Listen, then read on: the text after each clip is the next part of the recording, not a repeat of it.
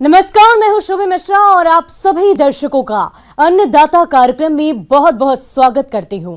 हमारे देश का किसान जन का पोषक है, वो श्रम का देवता है, अन्नदाता है और उसमें ही भारत की आत्मा निवास करती है। ऐसे ही किसानों की प्रगति के लिए हम खेती बाड़ी से जुड़ी बहुत सी नई लाभकारी जानकारियां हर रोज सुबह आपके लिए लेकर आते हैं।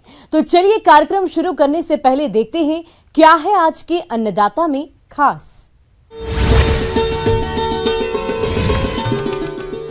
धान की फसल में तना छेदक कीट का समेकित नियंत्रण। एलोवेरा की खेती करके किसान कमा सकते हैं अच्छा मुनाफा।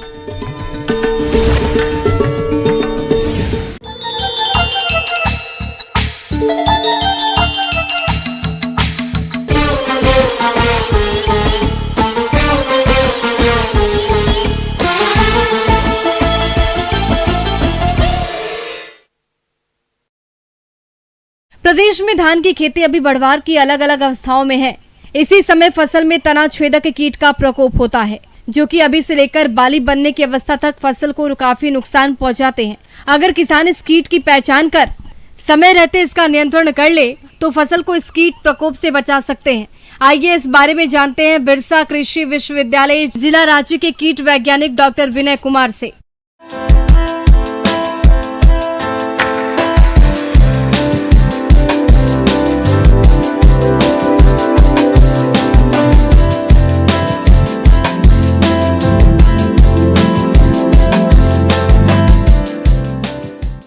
हाँ किसान भाइयों, वो आज के समय में अब रोपनी सबकी खत्म हो गई है। एक कीड़ा जो धान पे लगता है तना छेदक, वो बहुत ही दुष्ट कीड़ा है जो 20 से 80% तक आपका क्षति पहुंचाता है। इसमें जो तना छेदक है प्रमुखतः 6 तरह की भारतवर्ष में पाई जाती हैं, जिनमें से एक जो है प्रमुख है और वो आपको पौधशाला से लेकर खेत तक ये दिक्कत करता है। किसान भाइयों, क्या है कि अगर खेत पे तना छेदक का प्रकोप हुआ है, वहीं यदि बात करें तना छेदक के लक्षण के, तना छेदक पौधे में लग जाता है, वह तना को अंदर से खाता रहता है। उसके बाद तना सूखा हुआ दिखाई पड़ता है। फिर कुछ दिन बाद पौधा लाल कलर का हो जाएगा और उसके बाद पूरा सूख जाता है। तो इस प्रकार से हम तना छेदक कीट को पहचान सकते हैं। तो इसका शिशु जो है वो कोमल पत्तियों को पहले खुरच कर खाता है। उसके बाद क्या करेगा कि वो तना में गांठ के पास वो छेद करके घुस जाएगा और तने को छेद कर देगा, जिसका नतीजा ये होता है उसकी जो सबसे ऊपर वाली पत्ती होती है वो सफ़ेद हो जाती है धीरे धीरे, और अगर उसको आप हाथ से पकड़ के खींचेंगे तो वो टूट के निकल जाएगी, आपके हाथ पे आ जाएगी। ये तो हुआ जब वनस्पतिक विकास हो रहा है, उस समय तना छेदक का जो प्रकोप होता है। फिर आते हैं हम, अगर थोड़ा सा और आगे जाते हैं तो बाली आने के समय में अगर इसका प्रकोप होने लगता है तो क्या होता है कि अगर दाने बनने शुरू हुए हैं तो दाने नहीं भरते हैं। उससे क्या होता है कि जो दाना होता है वो खखरी रह जाता है। जो मैंने पहले बताया वनस्पति के समय में, उसमें जो बीच में उजला बनता है, पत्ता होता है, रंग होता है, उसको मृतकंद बोलते हैं। इस कीड़े का जो बचाव करना है तो कुछ बातों पर ध्यान देंगे किसान भाई, तो इससे बचाव हो जाएगा कि आप जो मेड़ है या जहाँ भी आसपास खेत के अगल बगल सारे जगह खरपतवार का आप समूचा नाश कर दें, वो उनको पूरी अच्छी तरह से निकाल दें, क्योंकि खरपतवार पे ये कीड़े रहते हैं और फिर जाके आपके खेतों पे ये समस्या पैदा करते हैं। ये तो हुई साफ सफाई या सावधानी की बात। कीट रोकथाम के उपाय: फसल में संतुलित उर्वरक का प्रयोग करें, गर्मी की गहरी जुताई करनी चाहिए। वही खेत में जगह जगह पर 10 से 12 फेरोमोन ट्रैप प्रति हेक्टेयर लगाएं। 1 से 2 प्रकोपित पत्ती दिखाई देने पर प्रोफेनोफास 1 लीटर प्रति हेक्टेयर या क्यूनालुफास 25 EC 1.5 लीटर पानी में घोलकर प्रति हेक्टेयर की दर से छिड़काव करें। अगर खेत पे इसका प्रकोप हो गया है तो 2 दवा है, एक फ्लूबेंडामाइड है और एक क्लोरअंट्रानिलीप्रोल है। ये रासायनिक दवा है। इसका आप 3 लीटर पानी में 1 ml का घोल, 1 मिलीलीटर का घोल बनाकर छिड़काव करेंगे तो फ़ायदा होगा। दूसरा, अगर खेतों में 5 से 7 सेंटीमीटर का अगर पानी है, आप दानेदार कीटनाशी है उसका आप व्यवहार कर सकते हैं, जैसे कार्टाप हाइड्रोक्लोराइड है। तो ये अगर आप कम से कम 10 kg का प्रति एकड़ प्रयोग कर दें। उसके बाद बाज़ार में अभी कुछ ऐसे भी दवा आए हैं जो 2 दवाओं को मिलकर बना है। उस दवा का जिसमें थायोमेथाक्साम इत्यादि मिला रहता है, तो इसको क्या करते हैं 7 से 7.5 kg प्रति एकड़ के दर से आप या तो रासायनिक जो खाद है उसमें मिला लें या बालू में मिला लें और इसका छिड़काव करें, तो इससे आपका इस कीड़े से बचाव हो जाएगा। किसान भाइयों, अब लेते हैं एक छोटा सा ब्रेक।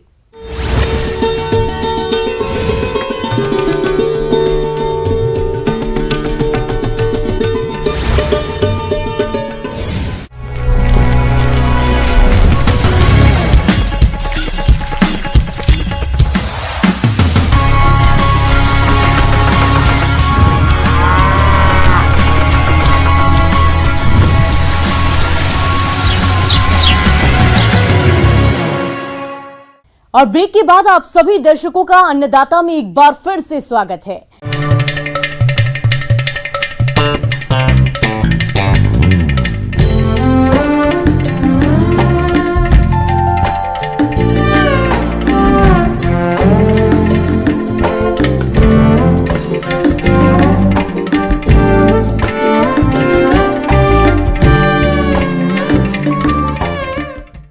हमारे प्रदेश के किसानों का रुझान औषधीय फसलों की खेती की ओर तेजी से बढ़ रहा है, क्योंकि इन फसलों से किसानों को अच्छी आमदनी मिल जाती है। अगर इन औषधीय फसलों में बात करें एलोवेरा की, तो इसकी खेती करने का सही समय चल रहा है। अगर आप भी एलोवेरा की खेती करना चाहते हैं तो वैज्ञानिक तरीके से इसकी खेती करें। आइए जानते हैं।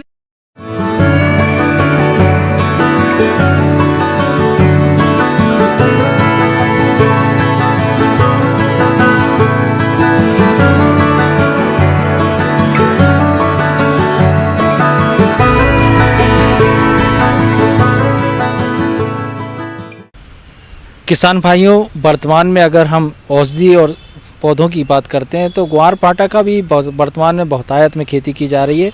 और हमारे किसान भाई सभी जानते हैं कि जब हम ग्वारपाठा की खेती करते हैं तो इसका सौंदर्य प्रशासन में और साथ ही साथ औषधि रूप में भी बहुत ही इसका उपयोग किया जाता है। और इसका इतना ज़्यादा वर्तमान में उपयोग किया जा रहा है कि इसकी खेती के प्रति किसानों में रुझान तेजी से बढ़ रहा है।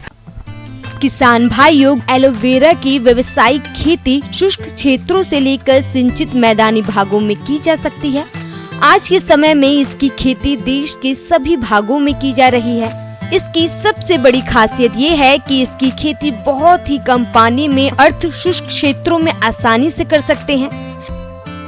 किसान भाई, जब हम ग्वारपाठा की किस्मों की या जातियों की बात करते हैं तो हमारे विश्व भर में लगभग 275 जातियां पाई जाती हैं, लेकिन हम उत्पादन के दृष्टिकोण से माने तो लगभग 3 किस्में हैं जो बहुतायत में प्रचलित हैं और इनका उपयोग हमारे किसान भाई करते हैं।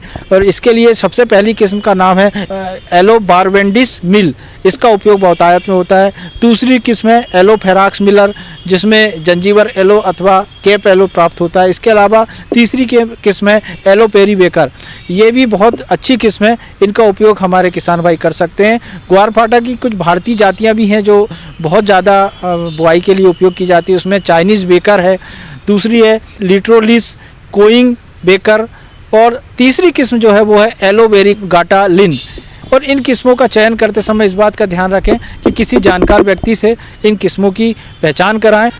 एलोवेरा की रुपाई का सबसे उपयुक्त समय जुलाई अगस्त है, लेकिन जिन किसान भाइयों के पास सिंचाई की सुविधा है वो इसकी खेती साल भर कर सकते हैं। लेकिन इस बात का ध्यान रखें कि अगर ठंड अधिक पड़ रही हो तब इसकी रुपाई नहीं करनी चाहिए। और जब हम एलोवेरा या ग्वारपाठा जब इसकी खेती की बात करते हैं तो सबसे पहले बात आती है कि ऐसे खेतों का चयन करें जहाँ पे कि जल भराव की स्थिति ना हो। जब भी खेत में पानी भरेगा तो इससे समस्या आएगी, इसलिए आप ऐसे खेतों का चयन करें जहाँ पे पानी का भराव ना हो। खेत को तैयार करने के लिए सर्वप्रथम 2 से 3 बार अच्छी तरीके से खेत की जुताई करें और उसके बाद उसमें कल्टीवेटर चलाकर, तो उसके पहले इस बात का और ध्यान रखना है कि लगभग 1 एकड़ में हमको लगभग अच्छे 10 से 15 ट्राली गोबर की खाद अच्छी सड़ी हुई आप खेत में अगर डालते हैं तो आपको अच्छा लाभ होगा, जो आपके खेत में नरमी को अच्छा बरकरार रखेगी और हमारे जो पोषक तत्व हैं उनकी उपलब्धता को बढ़ाएगी। किसान भाइयों, एलोवेरा फसलों को रासायनिक उर्वरकों की आवश्यकता कम होती है, इसीलिए आप urea 110 kilogram, single super phosphate 155 kilogram और म्यूरेट ऑफ पोटास 42 किलोग्राम प्रति हेक्टेयर की दर से खेत की तैयारी के समय डालकर मिला देना चाहिए। इससे हमारे पौधों का विकास अच्छा होगा। खेत तैयार हो जाता है तो उसके बाद आप उसमें जो हमारी एलोवेरा है उसकी ट्रांसप्लांट कर सकते हैं। जो चयन जब हम करते हैं प्लांट्स का तो इस बात का ध्यान रखें कि जो सकर्स हैं वो अच्छी क्वालिटी के हों और उनमें उत्तम रूप से उनको लगाया जाए ताकि उनका अच्छा लाभ हमारे किसान भाई प्राप्त कर सके। सर्वप्रथम जब हम खेत की तैयारी कर लेते हैं उसके बाद 1.5 से 2 फीट की दूरी पर मेड़ बना देवें और मेड़ की ऊंचाई जो है उसको हमको रखना है लगभग 1 फीट ऊंचाई रखें और 1.5 से 2 फीट उसकी दूरी रखें। मतलब रो से रो की दूरी 1.5 से 2 फीट होनी चाहिए और जो हमारी मेड़ की ऊंचाई है वो लगभग 1 फीट के लगभग होनी चाहिए ताकि आप जब भी उसमें सकर्स लगाएं तो उनमें पानी की समस्या ना हो। जब हम सकर्स लगाते हैं तो पौधे से पौधे की दूरी जो है वो लगभग हमारी 40 सेंटीमीटर के लगभग होनी चाहिए और इस बात का विशेष रूप से ध्यान रखें कि खेत में जब भी हम बुआई कर रहे हैं तो खेत अच्छा साफ सुथरा और किसी प्रकार की खरपतवार या अन्य किसी प्रकार की और भी समस्याएं खेत में ना हो। किसान भाइयों, रुपाई के 10 से 15 महीनों के बाद में पत्तियां पूर्ण विकसित और कटाई के योग्य हो जाती हैं। पौधे की ऊपरी नई पत्तियों की कटाई नहीं करें। निचली और पुरानी 3 से 4 पत्तियों को पहले काटना चाहिए। इसके बाद लगभग 45 दिन के अंतराल पर 3 से 4 निचली पुरानी पत्तियों की कटाई करते रहना चाहिए।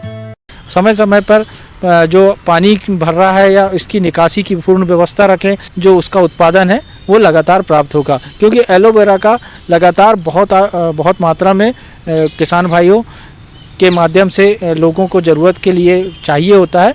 इसके लिए आप अगर इसको लगातार सही रूप में अगर उत्पादन करते हैं तो आपको अच्छा लाभ प्राप्त होगा।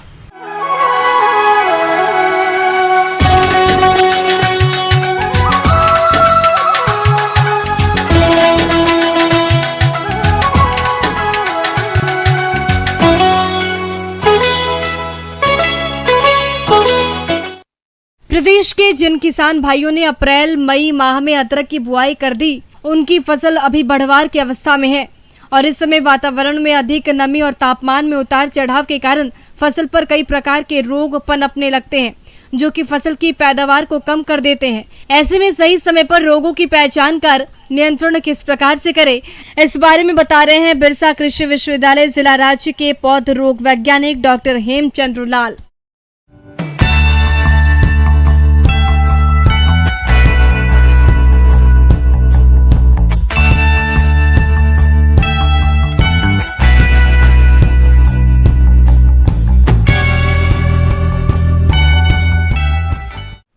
किसान भाई जोहार, आप अगर अदरक की खेती अभी कर रहे होंगे तो आपके फसल 1.5 से 2 महीने के आसपास के हो रहे होंगे। तो खरीफ फसल में किसान भाई देखिएगा कि इसका जो राइजोम है, प्रकंद हम लोग हिंदी में कहते हैं, उसमें गलने की समस्या होती है या वो सड़ जाता है। हम लोग इसको प्रकंद सड़न रोग कहते हैं। ये अमूमन जो है सो आपको फफूंद से भी होता है और बैक्टीरिया से भी होता है। इस रोग के कारण तने पर जमीन की सतह के पास जलसिक्त धब्बे या पतली लंबी धारियां दिखाई देती हैं। प्रभावित तना व प्रकंद चिपचिपा हो जाते हैं तथा उनसे दुर्गंध आती है। तने को आसानी से खींचकर प्रकंद से अलग किया जा सकता है। यदि प्रभावित प्रकंद के एक छोटे टुकड़े को साफ पानी में थोड़ी देर रखें तो पानी का रंग गंदला या दूधिया हो जाता है। पहले तो जब हम लोग कहते हैं कि अगर प्रकंद लगाने वाली अवस्था में है तब तो आप उसको पहले उपचार करके लगाइए। तो उसका है कि ब्लू कॉपर 50 का 3 ग्राम प्रति लीटर से घोल बना करके अगर आप आधे घंटे तक उसको उसमें डुबो करके फिर निकाल के रखते हैं तो ये समस्या कम आती है। और दूसरा एक है कि ये इसमें जो बीमारी आती है ये पीथियम के से भी आती है। पीथियम भी एक फफूंद है। पहचानेंगे कैसे? तो देखेंगे कि जो संक्रमित पौधे हैं गलन रोग से, उसमें आप देखेंगे कि वो पीला पड़ने लगेगा पत्तियां उनकी, और पीला पड़ के वो मुरझा जाएंगी और धीरे धीरे पूरे पौधे आपके मुरझा करके आपको गिर जाएंगे। ह्यूमिडिटी अधिक हो और तापमान भी अधिक हो और बारिश हो रहा हो तो देखिएगा खेत का पानी जो है सो आपके नाली में रह जाता है, तो ये समस्या उग्र रूप धारण कर लेती है। तो आपको किसान भाई चाहिए कि खेत में पानी के निकास की सही व्यवस्था हो। पहला बात तो ये कर लेंगे। खड़ी फसल में जल निकासी की व्यवस्था के बाद आप एक है रीडोमिल एमजेड करके दवा है, 1.5 ग्राम दवा 1 लीटर पानी में घोल बना करके छिड़काव जो करेंगे तो उस छिड़काव में देखेंगे जड़ के पास का, जैसे पहला छिड़काव आपने रीडोमिल एमजेड से किया तो दूसरा छिड़काव ब्लाइटॉक्स 50 या ब्लू कॉपर 50 से करेंगे, और उसमें भी जड़ के पास जो मिट्टी है वो भीग जाए, ये ध्यान रखेंगे तो आपके फसल जो है इससे बच जाएंगे। 2 छिड़काव करने का इसमें आवश्यकता है। आगे और भी है खेती बाड़ी से जुड़ी बहुत सी रोचक जानकारियां। कहीं नहीं जाइएगा, रुकेंगे एक छोटे से ब्रेक के लिए।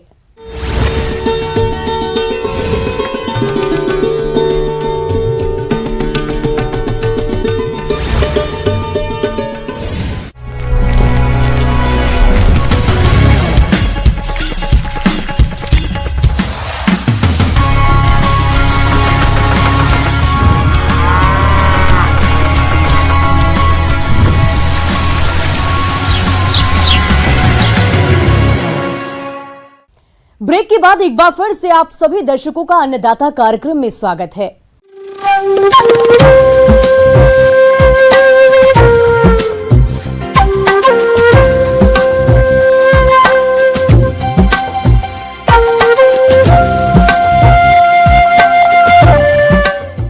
मौसम विभाग की रिपोर्ट पर साप्ताहिक कृषि सलाह कुछ इस प्रकार है।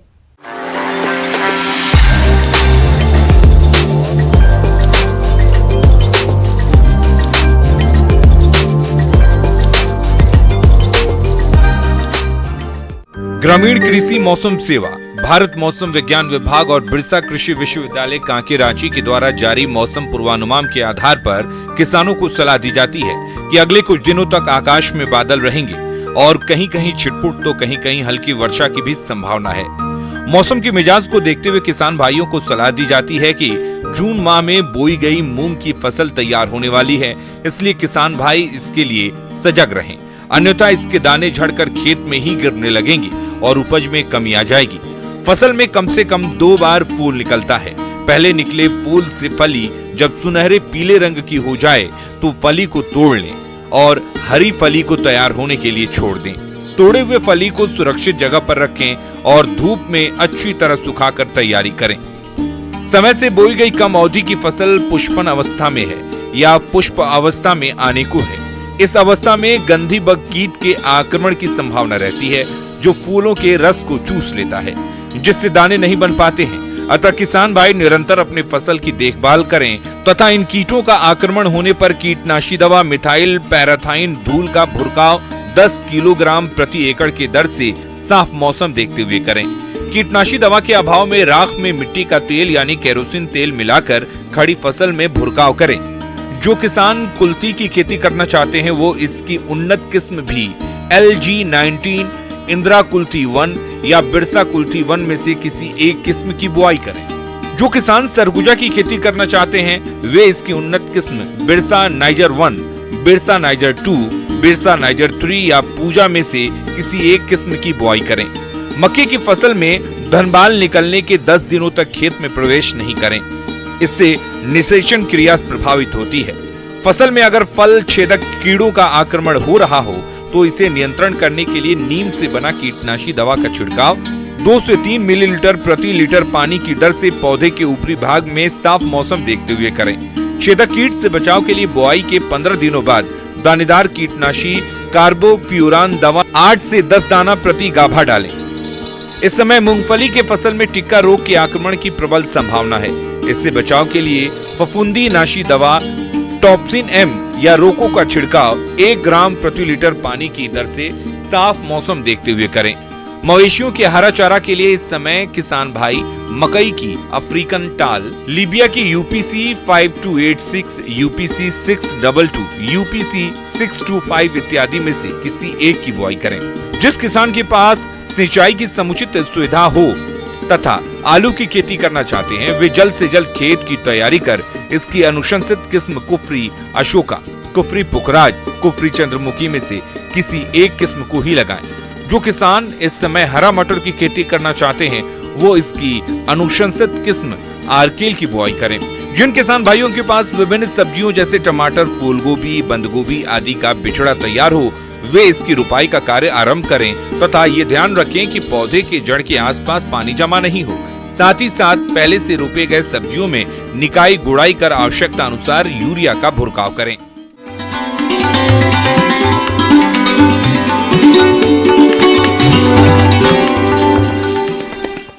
आइए जानते हैं अन्नदाता निःशुल्क फोन के माध्यम से पूछे गए समस्याओं का समाधान। अन्नदाता निःशुल्क फोन संपर्क सेवा के माध्यम से पूछे गए प्रश्नों में से आज हमने जिस प्रश्न को कार्यक्रम में शामिल किया है उसे पूछा है ग्राम बेलदौर, जिला खगड़िया के कृषक मोनू सिन्हा ने। ये गाजर की उन्नत बुआई तकनीक के बारे में जानकारी चाहते हैं। तो मोनू सिन्हा जी, आपकी जानकारी के लिए प्रस्तुत है कार्यक्रम का ये अंश।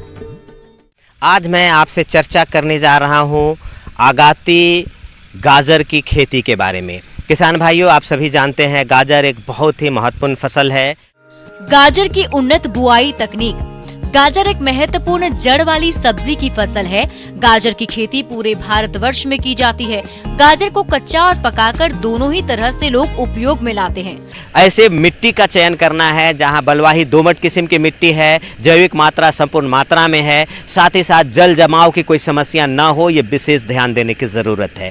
साथ ही साथ किसान भाइयों, गहरी जुताई 1 से 1.5 फीट तक की गहरी जुताई आप करेंगे और ये सुनिश्चित कर लेंगे कि जल जमाव नहीं होने वाला है। साथ ही साथ कंकड़, पत्थर या मोरम या दूसरे किसी पेड़ पौधे के जड़ इसमें नहीं है, तब आप इसका एक अच्छी उपज ले पाएंगे।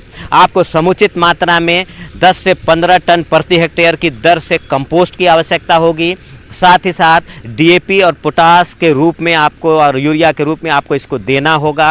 रासायनिक उर्वरक अगर हम इनकी बात करें तो 80 से 100 केजी नाइट्रोजन, 40 से 50 केजी फास्फोरस और 50 से 60 केजी पोटास की आपको आवश्यकता होगी। अगर इसमें भी आप और शेष बची यूरिया की 70 किलोग्राम मात्रा का प्रयोग आप 30 से 35 दिन की खड़ी फसल में करें, जिससे आपके फसल की बढ़वार अच्छी होगी। वैसे इसके उपयुक्त प्रभेद हैं जो राष्ट्रीय स्तर पे अच्छे होते हैं। उसमें पूसा केसर है, पूसा रत्नार है, नानटेज है, इस तरह के बहुत सारे प्रभेद हैं जो बहुत अच्छा करते हैं। प्राइवेट कंपनी के भी कुछ प्रभेद आए हैं। नानटेज बहुत अच्छा प्रभेद है, ये मैं आपको बताते चलो, बहुत पुराना प्रभेद है, आज भी बहुत अच्छा करता है। बीज 7 से 8 केजी रिकमेंड किया जाता है प्रति हेक्टेयर की दर से। 1 एकड़ में आप खेती करना चाहते हैं 2 से 2.5 केजी आपको बीज लगेगा। बहुत ज़्यादा बीज है, जितना बीज छोटा होता है उसका वजह यही है कि बुआई में डिफिकल्टी आती है, बहुत छोटे बीज होते हैं। किसान भाइयों, बीजों को हमेशा किसी विश्वसनीय और प्रमाणित संस्था से ही खरीदें। फसल को रोगों से बचाने के लिए कार्बेंडाजिम 2.5 ग्राम दवा से प्रति किलोग्राम बीजों को उपचारित कर लें। उसके बाद ही बीजों की बुआई करें। और इसकी बुआई में बहुत मुश्किल होती है, इतने छोटे बीज होते हैं और इसको हमें चाहिए कि कतार से कतार 20-25 सेंटीमीटर की दूरी हो, पौधे से पौधे 10 सेंटीमीटर की दूरी हो। कतार कम से कम 20 सेंटीमीटर आपको रखने हैं, पौधे से पौधे 10 सेंटीमीटर। इतने छोटे बीज होते हैं कि बुआई में मुश्किल आती है कि आपको आगात फसल लेके अच्छा मूल्य कमाना है या मुख्य फसल में थोड़ी परेशानी कम होगी, आसानी से खेती होगी, लेकिन मूल्य आपको अच्छा नहीं मिल पाएगा।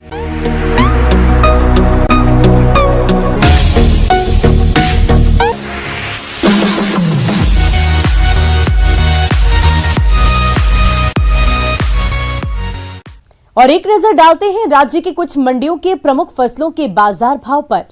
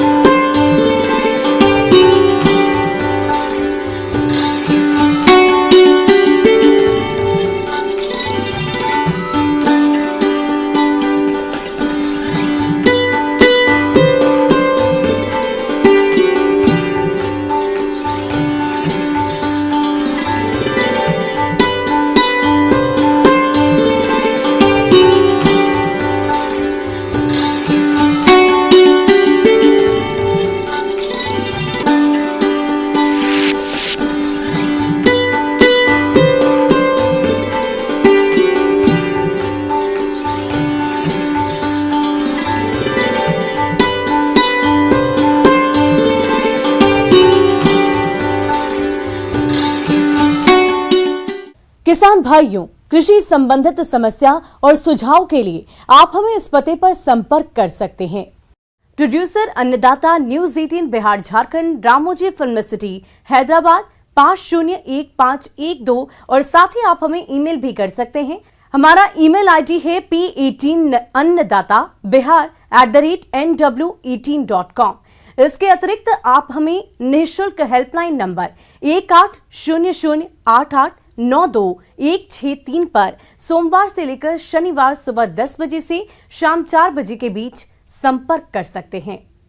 और अब समय हो रहा है आपसे विदा लेने का। कल फिर होगी मुलाकात कृषि से जुड़ी महत्वपूर्ण जानकारियों के साथ। नमस्कार।